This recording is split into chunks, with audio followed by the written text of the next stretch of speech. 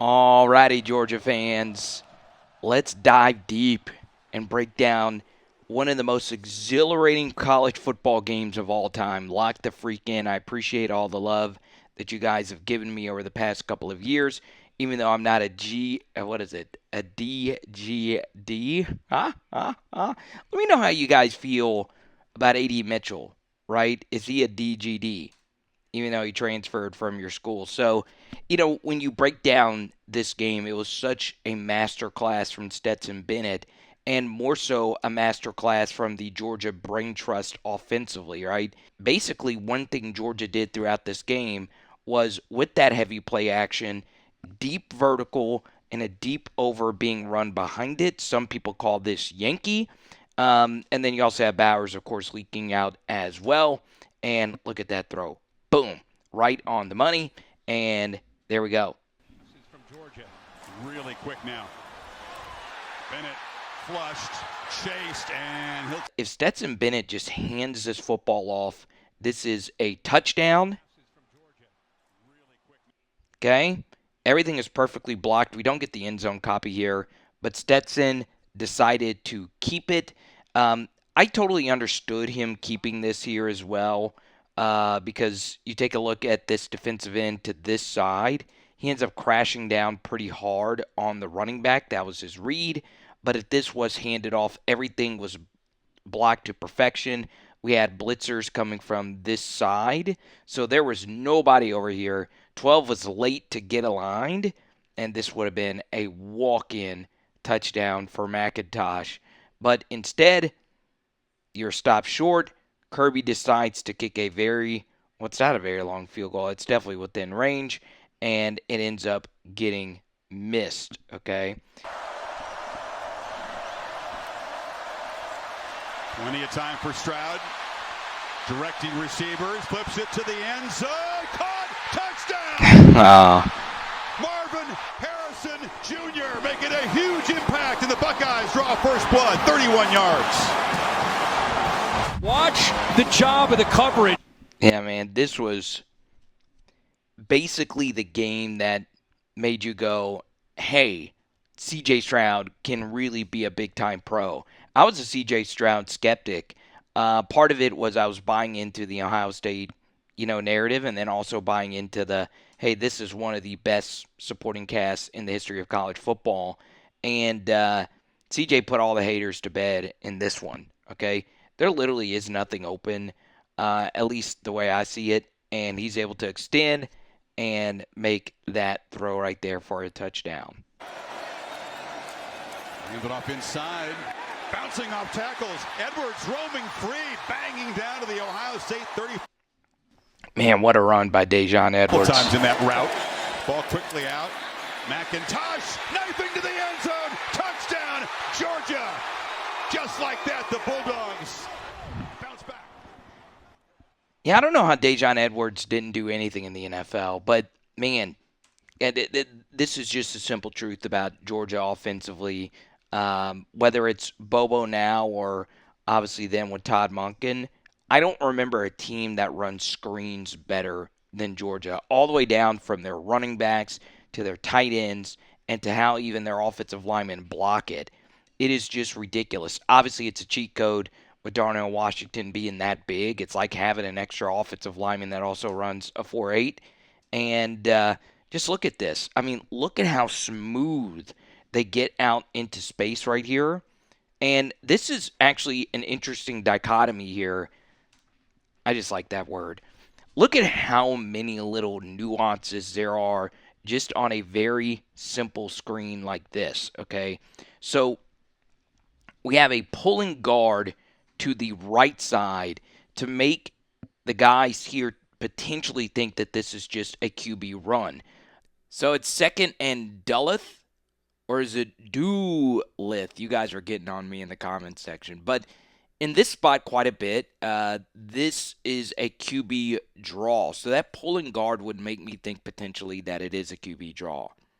We have one pulling guard here, and then we have all four of the offensive linemen releasing out into space, all right? So It's just so interesting how that works. And now, with these 3 guys and 4 right here, we have them outnumbered. So if we can get a hat on a hat, especially with them playing such soft defense, we should be able to walk this in quite a bit. Is this a really good run by McIntosh? Oh, absolutely. But all we need him to do is follow the blocks. Now, one final thing I want to include about this play that makes it very, very, very interesting is take a look at Cedric Van Pran Granger. This is one of my favorite dogs I've ever watched because he is from the best city in America.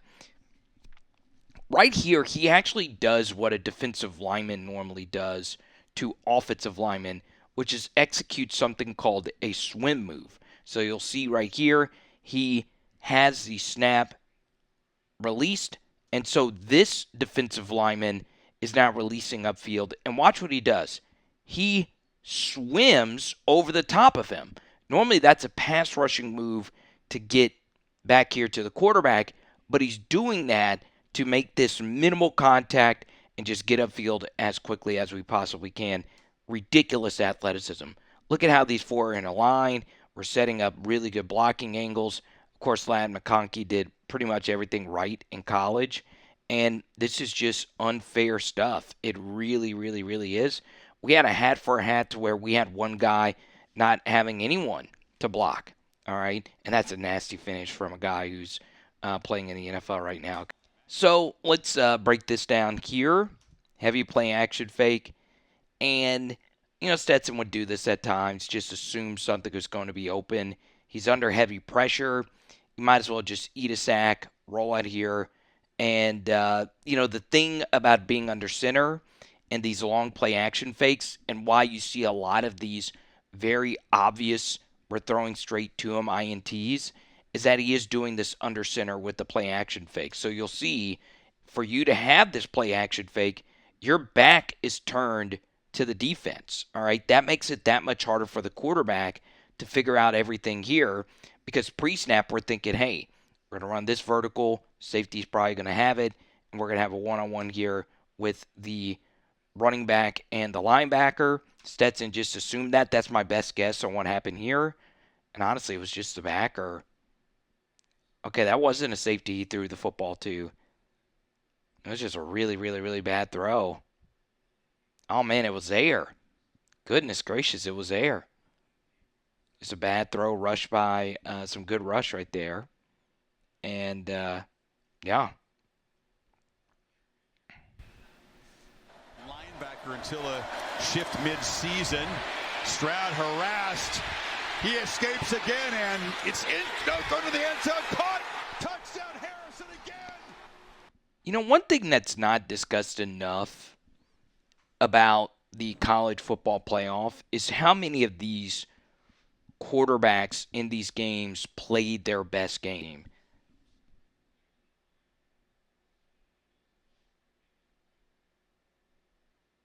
Arian Smith, man.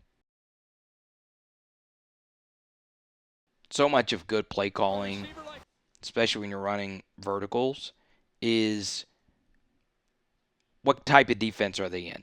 All right, so they're in split field right here, and they're playing Tampa and Tampa 2. The Mike linebacker has the deep middle. All right, so it looks like Tampa to me, and that's just a matchup that you are going to lose. So you have a backer here going up against arguably the fastest wide receiver in Georgia history. Okay? Easiest read ever for Stetson Bennett. I mean, it doesn't get any easier than that. We just don't need to overthrow him, and we don't. Perfect. Well, down the middle. Backer's got to carry that.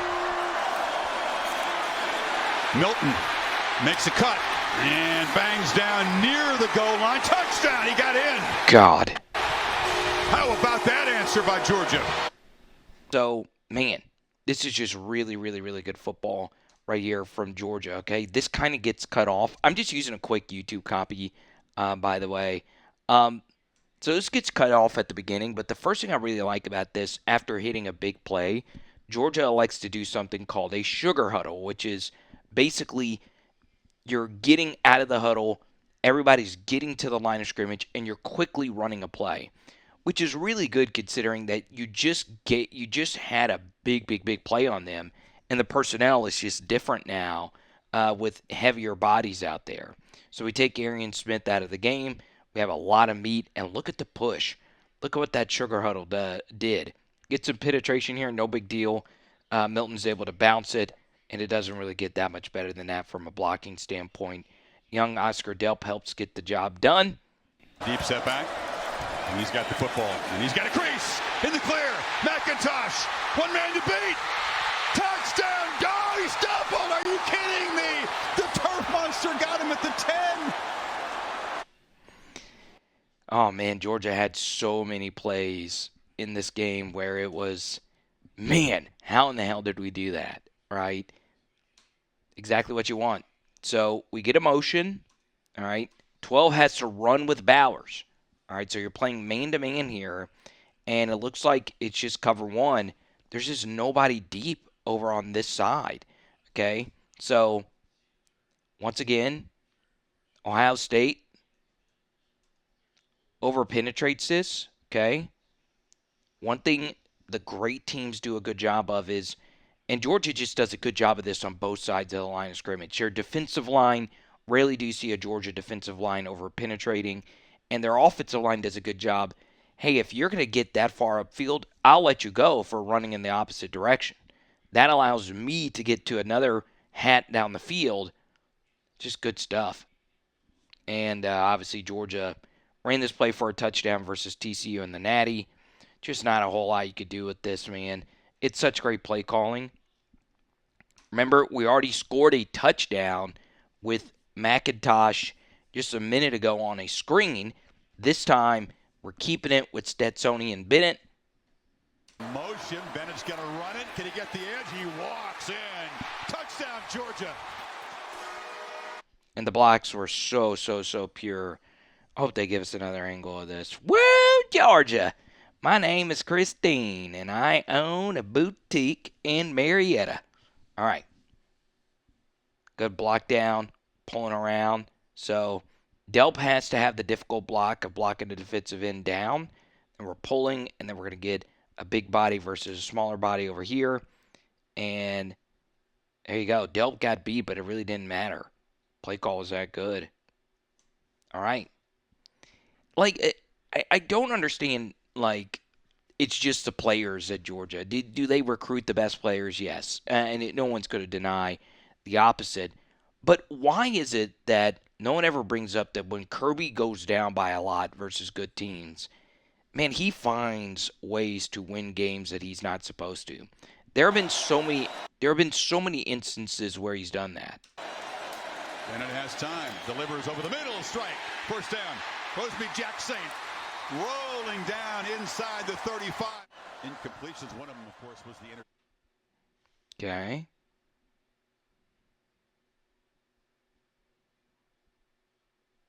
down inside the 20 before Chambers stopped him. It was so strange watching Georgia's running backs continue to run through arm tacklers. Stroud has rediscovered that rhythm. Flips it right down the middle. It's Johnson. Oh, yeah. Spinning to the end zone. Touchdown, Ohio State, as they reclaim the lead. So they touchdown. here, right?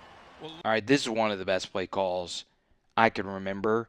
And I remember a lot of the coaches that know way more ball than me, they had a few jokes about this because in the middle, the matchup that this is a play that is run quite a bit in 7-on-7 football. And the reason it's not run in real football is that this play takes a long time to develop, okay? So if it's too high, we're going to have a running back basically run a vertical right through here, all right? I think Diego Pavia, when he was with New Mexico State, hit one of these for a touchdown, something somewhat similar to upset Auburn a few years ago.